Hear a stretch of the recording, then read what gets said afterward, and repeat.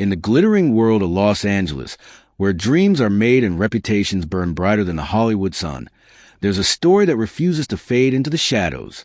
A story of beauty, power, and a shocking twist that left everyone asking one question: what really happened? Meet Emily Hart, a rising star in the modeling industry. With her radiant smile and magnetic presence, she was poised to become the next face of luxury fashion. Her career was on fire, her future limitless. But on a fateful night, everything changed. Emily was invited to a private party at the mansion of Richard Blake, one of the most influential billionaires in the country. His name was synonymous with success, his lifestyle dripping in opulence. He hosted lavish events, mingled with celebrities, and lived life as if he owned the world. And yet, beneath the surface, something sinister brewed.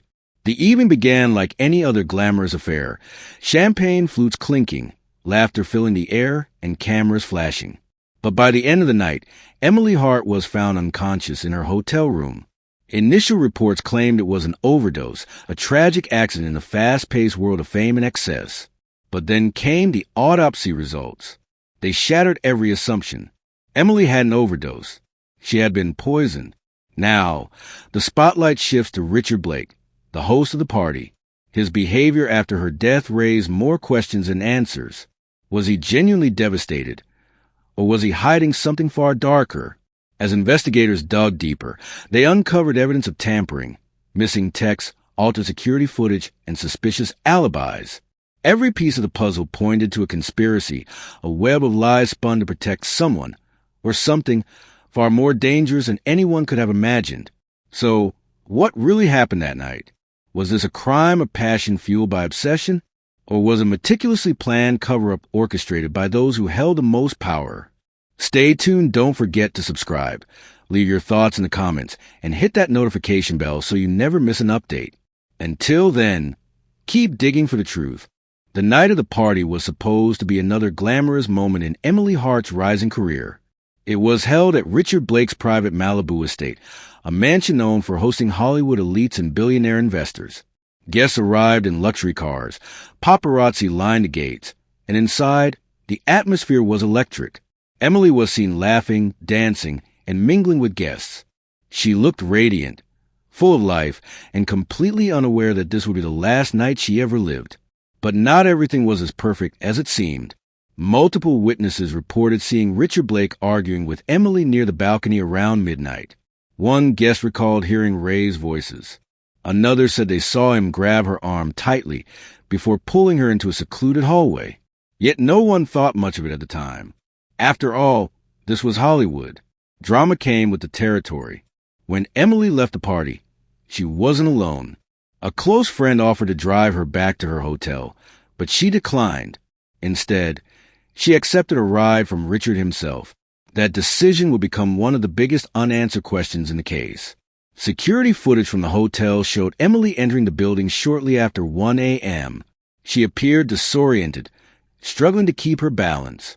Hotel staff noticed something odd. She couldn't focus, kept repeating herself, and had trouble finding her room key. By 3 a.m., she was found unconscious on the bathroom floor. Emergency responders rushed her to the hospital, but it was too late. Emily Hart was gone. At first, authorities believed it was a tragic overdose. But then the autopsy revealed the unthinkable. There was no illegal drug presence in her system. Instead, toxicology reports showed high levels of a rare sedative typically used in medical procedures. This wasn't an accident. Someone had drugged her, and whoever did it knew exactly what they were doing. As investigators pieced together the timeline, one name kept coming up: Richard Blake. His behavior after Emily's death didn't match someone who had just lost a guest. He avoided media attention, deleted social media posts related to the event, and hired a high-profile legal team within hours of her passing.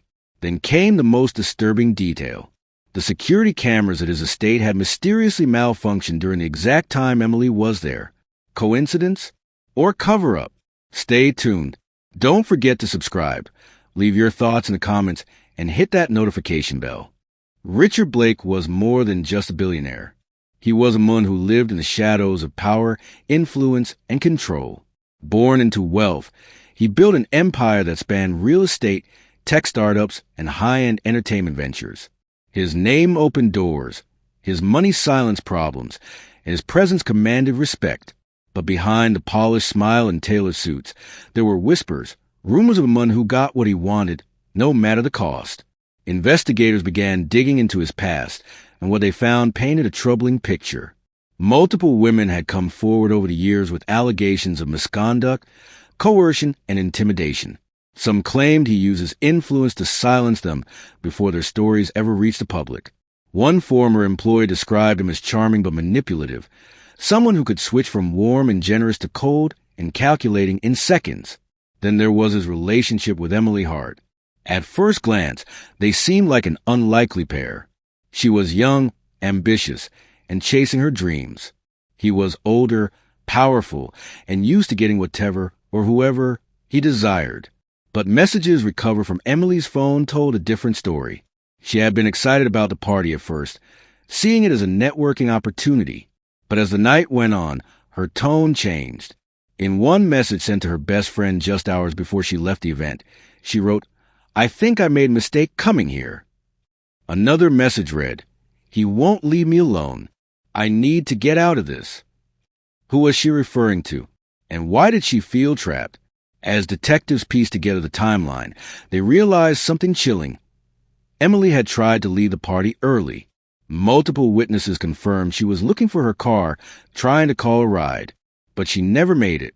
Instead, she ended up accepting a ride from Richard Blake himself, and that decision would seal her fate. The deeper investigators dug, the clearer it became Emily Hart's death was no accident. It was a carefully orchestrated cover-up. At first, the official reports pointed to a possible overdose. Authorities moved on, assuming it was another tragic story of fame, pressure, and bad choices. But Emily's family refused to accept that explanation. They pushed for a second autopsy, determined to find answers. What they uncovered shocked everyone. There were no traces of illegal drugs in her system. Instead, toxicology reports revealed something far more sinister. Emily had been injected with a powerful sedative commonly used in hospital settings. This wasn't something she could have taken by mistake. It was administered deliberately, and someone knew exactly how to use it. Investigators turned their attention to the night of the party. They requested all available footage from the mansion's security cameras. What they found raised even more red flags.